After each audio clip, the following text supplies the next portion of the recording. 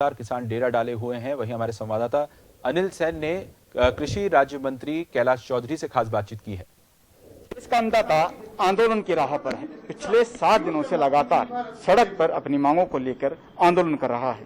वार्ता का दौर भी चला, लेकिन अभी तक सुलह की पटरी नहीं बैठ पाई है। हम बात करेंगे केंद्रीय कृषि राज्य मंत्री कैलाश चौधरी से, हमारे साथ में हैं।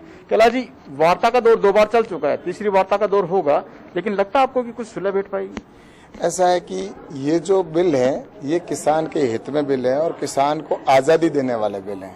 किसान आज तक अपने उत्पादन को अपनी ही मंडी के अंदर और उन्हीं आड़तियों को बेच सकता था जो उस मंडी के अंदर है।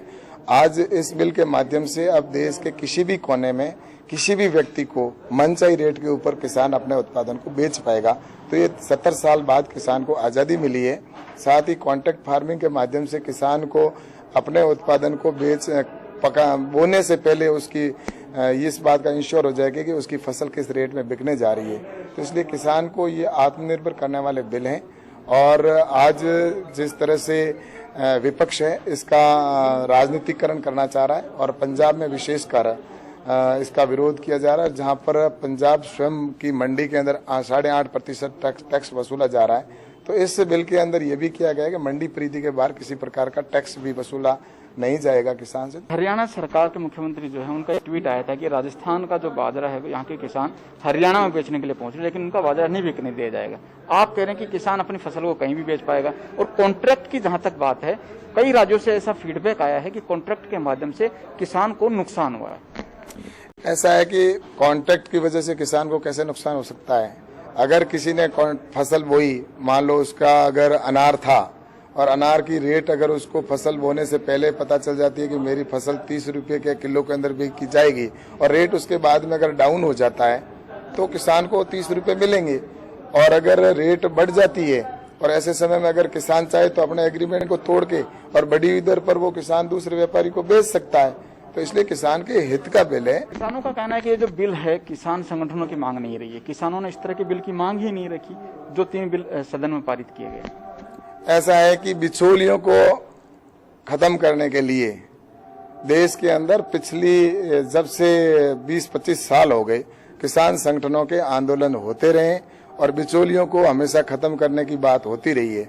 और इस बिलों के अंदर किसानों को बिचौलियों से मुक्ति मिली है। और ये बिल निश्चित रूप से जनता की मांग के ऊपर और किसानों की डिमांड के ऊपर ही बिल आए हैं और इससे निश्चित रूप से किसानों को लाभ मिलेगा। आखिरी सवाल आपसे कि एक तो मोदी सरकार ने कहा था कि किसान की आय दोगुनी होगी, क्या इन बिल से दोगुनी हो पाएगी? और दूसरा, आंदोलन कब तक खत्म हो जाएगा? ऐसा है कि किसानों की इनकम डबल करने के लिए हमने 10,000 FPO बनाने का लक्ष्य लिया है। किसान समूह बनेंगे, खुद प्रोसेसिंग करके और मार्केट के अंदर पैकिंग करके वो बेचेंगे, तो उससे उनको लाभ मिलेगा। 10,000 जब FPO बनेंगे और उसके बाद में किसानों के सम्मान निधि के तौर पर हमने किसान को 6,000 रुपये प्रतिवर्ष देने का जो लक्ष्य लिया, किसान सम्मान निधि के तौर पर उनको मिल रहा है। और ऑर्गेनिक जोन घोषित होंगे जिससे कि ऑर्गेनिक फसल जब पकेगी तो ऑर्गेनिक की आज भी बाजार के अंदर रेट है वो 1.5 गुने से दुगनी रेट है। तो इस तरह से किसानों के हित के लिए कई ऐसे महत्वपूर्ण निर्णय हुए हैं जिसकी वजह से आने वाले 2022 तक हम जो लक्ष्य लेके चल रहे हैं और प्रधानमंत्री जी का जो लक्ष्य है कि इनकम डबल करना है, तो निश्चित रूप से समय रहते हम किसानों की इनकम डबल करेंगे। बिल्कुल, कैलाश चौधरी जी हमारे साथ में थे और दावा है कि इन बिलों के आधार पर किसान की जो आय है वो दोगुनी होने जा रही है।